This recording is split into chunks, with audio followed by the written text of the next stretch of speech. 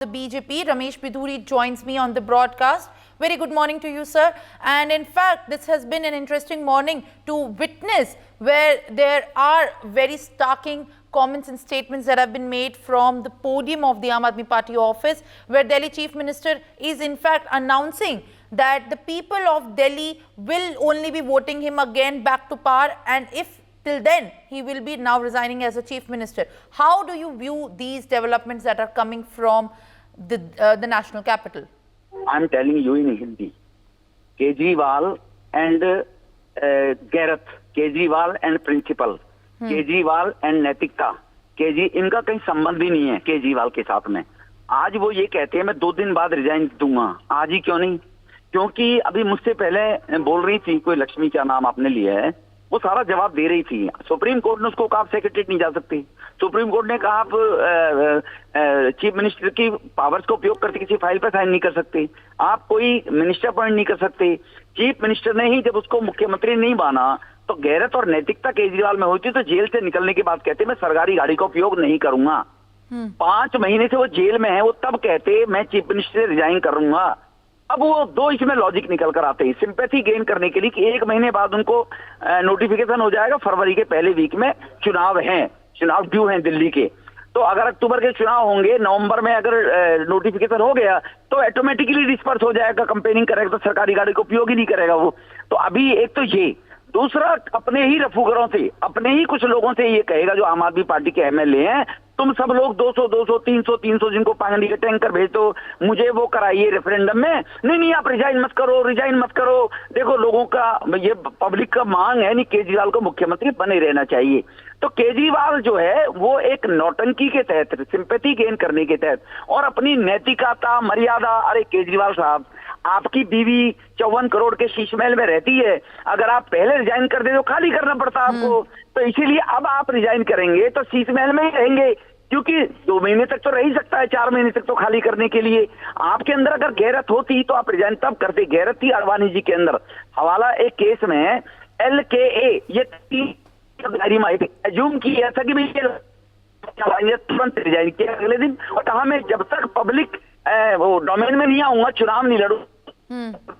इसको कहते हैं नैतिकता, इसको बचे ही नहीं है केजरीवाल साहब के अंदर। तो आपने 5 महीने जेल में रहते हुए एक फाइल पर साइन नहीं करे। दिल्ली में लोग तालाब बन गई थी, बेसमेंट वगैरह, उनमें डूब कर मर रहे थे। आपको तब दिल्ली में 1 घूंट पानी का आपने वाटर ट्रीटमेंट प्लांट 10 साल में नहीं लगाया। 950 MGD दिल्ली में पानी होता था, आज भी 950 है। दिल्ली की रिक्वायरमेंट 1300 MGD है, आप 9 साल तो कुछ कर नहीं पाए। बिधूरी जी, ये दिल्ली की बात नहीं है सिर्फ, देखा जाए तो आम आदमी पार्टी के जितने भी सीनियर फंक्शनरी हैं और जितने भी सीनियर नेता हैं, सबका अब ये कहना है कि केजरीवाल अब जब बाहर आ गए तो बीजेपी हरियाणा में भी, जहां अभी कुछ ही दिनों में आगे इलेक्शन है, अपने जो पूरे बैग्स है वो पैक करके जा रही है। तो बीजेपी के लिए एक तरीके से क्या अरविंद केजरीवाल का बाहर आना एक बहुत बड़ा चैलेंज हो गया है? क्योंकि आई एम सॉरी बीजेपी को केजरीवाल ने आज तक कहीं चुनाव नहीं हराया।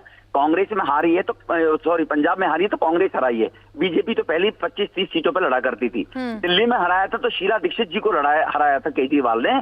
जहां बीजेपी के खिलाफ उत्तरांचल में लड़े 68 सीटों पर जमानत जब्त, उत्तर प्रदेश में लड़े 350 सीटों पर जमानत जब्त, गोवा में लड़े वहां इनके 2/3 लोगों की जमानत जब्त।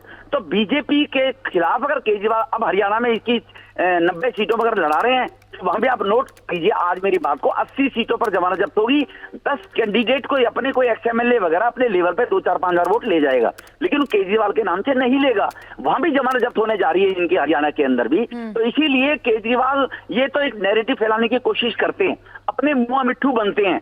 बीजेपी को जहां चुनाव हुए, मैं पूछना चाहता हूं केजरीवाल जी से या उसकी टीम से या उनके रफूगरों से, कहां बीजेपी को उन्होंने कहां हराया?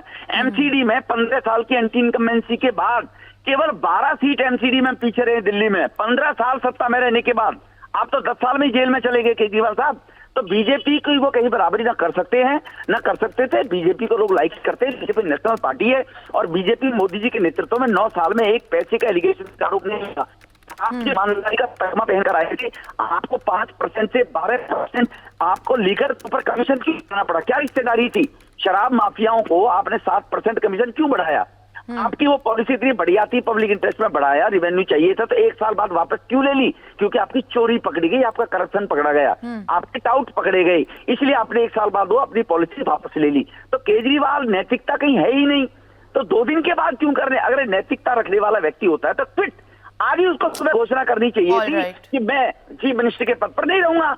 अब 2 दिन में लोग कहेंगे हम लोगों से पूछ रहे हैं, हम जनता से मैंडेट ले रहे हैं, हम ये करके फिर 100-200 आएंगे तो केजरीवाल अपने घर में बना रहेगा केजरीवाल भी। ये उसका नौटंकी है। For more such videos, subscribe to the NewsX YouTube channel, hit the bell icon.